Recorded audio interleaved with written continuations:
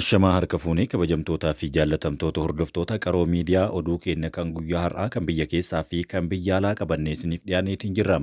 Oduu kanneen keessaa bulchiinsa yeroo naannoo Tigraayitti jijjiiramni haaraan mul'achuu fi muudamni haaraan jiraachuu kan isin biraan geenyu yommuu ta'u kanumaan wal qabate oduu biraatitti yoo dabarru artist Andu'aalam Gosaa guyyaa har'aa mana murtiitti dhiyaachuu fi maaltu akka jedhames kan isin biraan geenyu ta'a. Pireezidaantii yeroo naannoo Tigraay kan turan obbo Geetaachoo Raddaa yaaliin ajjechaa yeroo lama irratti geggeeffame jechuun himatuunis dhagahameera.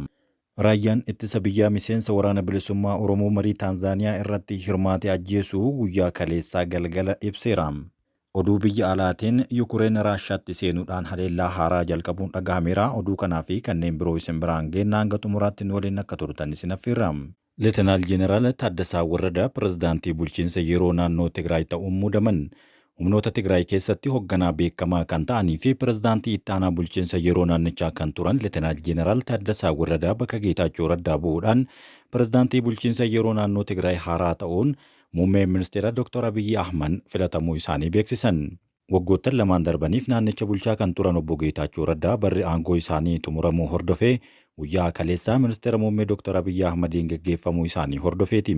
Ministeerri muummee Dr. Abiyyi Ahmad fuula miidiyaa hawaasaa isaanii irratti akka barreessanitti har'a sagantaa ceehumsaa fi aangoo dabarsuu aadaa haaraatiin raawwachuudhaaf qophaa'ee ifatti karaa nagaa ta'een hojiirra oolchineerra jechuun katabaniiru. Bakka bu'iinsa hooggansaa kun waldhabdee keessoo paartii TPLF keessatti ji'oota hedduuf adeemaa ture hordofee kan dhufe yommuu ta'u, jijjiiramni hooggansaa kun qoqqoodamiinsa keessoo jireenya yookaan dhiheenya kana kan hammaataa ture kanaaf sababbii isaa fi deebii gahaa akka ta'utti ilaalama jechuun dubbatamaa jira. Bara darbee ji'a hagayyaa keessa TPLF yaa'ii 14ffaa erga geggeessee booda kan mul'ate waldhabdeen keessoo kun paarticha keessatti murnoota lama dura taa'aa Dr.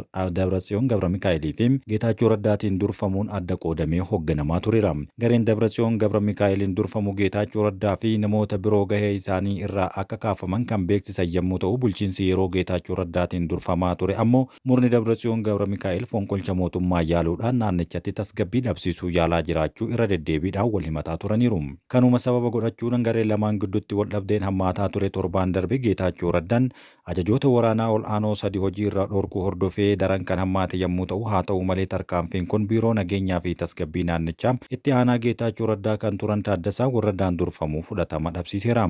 Bulchiinsi yeroo naannoo Tigraay jeneraalonni kun hojiiwwan murteessoo yookaan kan murtee mootummaa faallessan irratti bobba'uu fi balaa naannichaa gara waldhabdee keessootti harkisuu fidu jechuudhaan kan himate yommuu ta'u, haa ta'u malee biiroon nageenyaa fi tasgabbii murtee hojiirra oolchuu kana hojimaata dhaabbataa fi bu'uura seeraa cabseera jechuunis kuffiseera. Boodarra yeroo ammaa Finfinnee kan jiran obbo Geetaachoo Raddaan rakkoo naannichatti mudateef mootummaa federaalaa irraa gargaarsa barbaachisaa kan gaafatanii fi haa ta'u malee murni Dabratsiyoon Gabramikaa'el waamicha kana kan mormedha. Paartichi ibsa baaseenis waamichi kallattii fi alkallattiidhaan qaamni sadaffaan gidduu akka seenuuf godhamu waliigaltee nagahaa Piriitooriyaa irratti balaa guddaa kan fiduu danda'udha jechuun akeekkachiisa yeroo garagaraatti kennaa tureera. Ji'a sadaasaa darbe keessa Geetaachoo Raddaan waldhabdeen aangoo TPLF keessatti tasgabbii siyaasaa, diinagdee fi hawaasummaa Tigraay irratti dhiibbaa guddaa akka taasisee amananii kan turanii fi waldhabdeen aangoo tasgabbii yookaan kanneen tasgabbii dhabuu fi jeequmsa uumeera jechuunis dubbataniiru. Waraana suukanneessaa waggoota lamaaf naannoo Tigraay keessatti geggeeffamaa ture keessatti humna waraanaa Tigraay qindeessuudhaan gahee ol aanaa taphachaa kan turan akkasumas miseensa ijoo koree Tigraay waliigaltee Piriitooriyaa fi Naayiroobii irratti hirmaate kan turan Taaddasaa Warradaan itti aanaa Geetaachoo Raddaa fi itti gaafatamaa nageenyaa fi tasgabbii naannichaa ta'uun tajaajilaa turaniiru. Taaddasaan bara hooggansa isaaniitti waldhabdee TPLF keessatti hammaatee jiru furuudhaaf waamicha walabummaa qaama nageenyaa fi tokkummaa hooggansaa dhiyeessanii turaniin kanneen dhihaatan taajjaban waraanaa fi bulchiinsa irratti muuxannoo qabu naannichatti tasgabbeessuu fi hojiiwwan dandamannaa kan qabanii fi kanneen waraana booda mijeessuudhaaf akka isaan dandeessisu simaniiru. Haa ta'u malee hooggantoota ol aanoo humnoota Tigraay tokko tokko bulchiinsa yeroo naannichaa fuulaa yookaan laafaa ta'uu fi itti gaafatamummaa isaa seeraan kan hin bahanne jechuudhaan qeeqaa tureera. Hooggantoonni kunneen garee Dabratsiyoon Gabramikaa'eliin durfamu kanaafis deeggarsa kan ibsan yommuu ta'u, kunis humnoota Tigraay keessatti qoqqoodinsa siyaasaa dhufuu danda'u sodaachisaa itti fufeera. Murni Dabratsiyoon Gabramikaa'eliin durfamu FM Maqalee 104.4 fi waajjira kantiibaa magaalattii to'achuun kantiibaa ofii muudachuun kan himame yommuu ta'u kanaan duram kanumaan wal qabatees gareen kun qondaaltota bulchiinsaa magaalaa Addagiraat hojii isaanii irraa ari'uudhaan kanneen isaanii filatuun ni yaadatama. Leetanaal Jeneraal Taaddasaan yaaddoo walitti bu'iinsa naannicha keessatti mudachuu danda'u kufaa taasisuu kan himan yommuu ta'u mootummaa federaalaa ta'ee qaamni biraan kamiyyuu waliin walitti bu'iinsa uumuudhaaf fedha kan hin qabne ta'uu himaniiru. Yaaddoon nageenyaa madda yaaddoo ta'uu kan hin qabu jechuu yoo dubbatan wal dhabdeen keessoo yookaan waraanni bifa kamiinuu hin jiraatu dhimmi walitti bu'iinsa keessoo cufaadha jechuun kan dubbatanii fi sodaan wal dhabdee keessoo ta'e alaa bu'uuraa kan hin qabnee fi yaaddoo ta'uu kan hin qabne ta'uu cimsanii dubbataniiru. Waliigaltee nagahaa Piriitooriyaa hordofee waggaa 2 dura baatii bitootessaa keessa kan muudaman Geetaachoo Raddaan bulchiinsa bu'aa qabeessa ta'ee diriiruu dhabuu fi muudama bulchiinsaa irratti loogii qabaachuu qaamolee TPLF keessa jiraniin himataa tureera. Manni murtii du'aa Qananii Addunyaa irratti poolisiif guyyaa qorannoo dabalataa kennuun dhagahame. Manni murtii federaalaa dhaddacha Ramaddii Araadaa dhaddacha har'a ooleen du'aa Qananii Addunyaa irratti poolisiin qorannoo dabalataa akka gaggeessu guyyaa 10 heeyyameefii jira. Dhaddacha kaleessa ooleen poolisiin bu'aawwan qorannoo hanga ammaa argatee fi qorannoowwan hafan kanneen eeranii fi guyyaa qorannoo 14 akka laatamuuf gaafatee ture. Shakkamaa Andu'aalam Gosaa ammoo karaa bukaatuu isaatiin mirga wabii akka isaaniif eeggamuun gaafataman turan. Manni murtii galmee kana har'aaf bulchuun falmii gama lamaanii erga dhagahee boodam mirga wabii abukaatoon shakkamaa gaafate diduudhaan guyyaa qorannoo poolisii gaafate keessaa ammoo guyyaa 4 irraa hir'isuun guyyaa 10 eeyyamuu fi akkasumas eebla 17 bara 2025tti beellama haaraa kennuun himameera. Dhaddacha kaleessaa ooleen poolisiin qorannoo guyyoota darban keessa gaggeessaa tureen dhimma kanarratti ragaa namoota dabalataa 15 waliigalaan ragaa namoota 28 walitti qabuu beeksisuun guyyaa kaleessaa ifa ba'e irraa ni yaadatama. Raayyaan ittisa biyyaa miseensa waraana bilisummaa Oromoo Taanzaaniyaatti hirmaatee ajjeesuu ibse. Raayyaan ittisa biyyaa Itoophiyaa miseensa waraana bilisummaa Oromoo Jaalshodee jedhamuun beekamu harka mirgaa ajajaa waraana bilisummaa Oromoo Kumsaa Dirribsaa yookaan ammoo Jaalmarroo ta'uudhaan himamee fi maajila garee kanaa ta'ee kan marii Daar es Salaam irratti hirmaatee ajjeesuu beeksiseera. Ibsa raayyaa ittisa biyyaa eebla 6 baaseen Jaalshodeen godina Wallaggaa Bahaa aanaa Haroo Lammuu keessatti naannawaa Gaanjittii Laga Kormaa jedhamutti akka ajjeefamee himameera. Akka ibsi kun agarsiisutti naannawaa kanatti dhokatee osoo gara Suguutii jedhamutti motoraan imalaa jiru. Odeeffannoo qaamni nageenyaa eebla 4 bara 2025 galgala argateen tarkaanfiin fudhatamuu ifa godheera. Raayyaan ittisa biyyaa itti dabaluudhaan Jaalshodeen marii nagahaa kanaan dura geggeeffame irratti hirmaachuudhaaf bosona keessaa bahee Jaalmarroo waliin hanga Daar es Salaam Taanzaaniyaa imaleera jechuu yoo kataban akkasumas Taanzaaniyaa irraa yeroo deebi'u ajajaa godinaalee Wallaggaa hunda ta'ee Jaalmarroo muudamuun dhagahameera. Bakka bu'aan waraana bilisummaa Oromoo marii Daar es Salaam yookaan Taanzaaniyaa irratti hirmaate Jaalshodeen itti gaafatamaa tika Jaalmarroo ta'ee Daar es Salaamitti kan hirmaate yommuu ta'u kanaan dura gabaafameera. Ajajaan garichaa maqaan isaanii akka hin eeramne gaafatan kun mootummaan carraaqqii nagahaaf taasifamu irratti qoosaa turee jira jechuun himateera.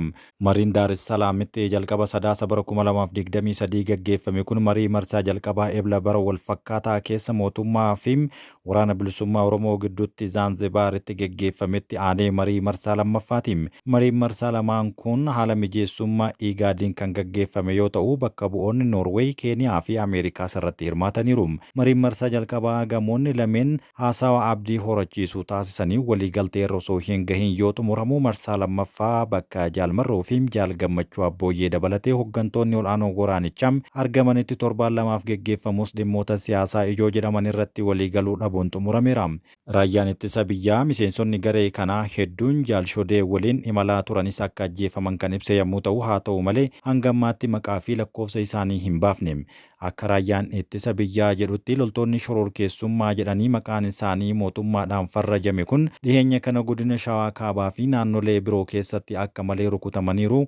Amma ammoo duula waraanaa itti fufee jiruun rukutamaa fi harka kennachaa jiru jechuun galmeen raayyaa ittisa biyyaa gabaase ni mul'isa. Oduu kana gara waraana bilisummaa Oromootiin hanga ammaatti deebiin kennamee fi ibsi kennames kan hin jirre ta'uun beekameera. Obbo Geetaachoo Raddaa yaaliin ajjechaa yeroo 2 irratti geggeeffamuu himan. Obbo Geetaachoo Raddaa pirezidaantii bulchiinsa yeroo naannoo Tigraay kan turanii fi kan ifatti aangoo irraa Dr. Abiyyi Ahmadiin guyyaa kaleessaa kaafaman yaaliin ajjechaa si'a lama irratti karoorfamee akka ture himaniiru.